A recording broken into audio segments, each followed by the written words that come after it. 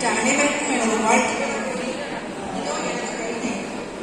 கனல் பெருக்கும் கவிப்பெருவிழா, கவிஞருக்கான விழா, கருத்தாளர்களுக்கான அன்பழகா, கரூரில் சிறப்பு கண்டெடுப்பு விழா.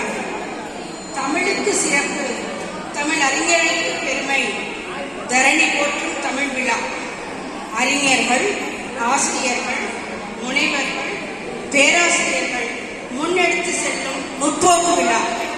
சோலைராஜா தலைமையில் சோலைக்குள் நுழைந்த ஒருங்கிணைப்பாளர்கள் வரிசையாக ஒன்றிய மனதுடன் உலக சாதனையை அரங்கேற்ற வேண்டிய சுதந்திரத்தை வேண்டியதை தந்திடும் வெங்கடேசன் ஐயாவோடு கலைமகளான கலைவாணியும் இணைந்த கரங்களாக இமாலய சாதனையை இலகுவாக செய்திட்டு இயல்பாக இருப்பது.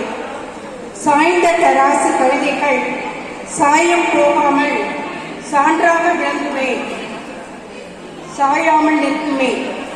திட்டமிட்டு செயல்பட்டு நோட்டமிட்டு நேர்த்தியாக வட்டமிட்டு பருந்தாக ஓட்டமிட்ட பணிகள்.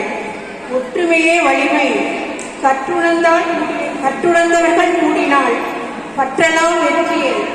சற்றேதும் சந்தேகம் இல்லாமல் நேர்மையான உழைப்பு, நேர்மறை சிந்தனை, நேசத்துடன் தொடங்கி நேர்த்தியாக வடிவமைத்த உழைப்பின் உயர்வை, நேரத்தின் அருமையை உன்னதமாக எடுத்துரைக்கும் உற்சாகமான விழா. மனிதம் உழைக்கப்பட்டதால் புனிதமான திருவிழா ஆயிற்று. இல்ல திருவிழா, அறிவு திருவிழா, ஆனந்த திருவிழா, கவி விழா, புது விழா, புவி விழா. இதுதான் விழா. நன்றி.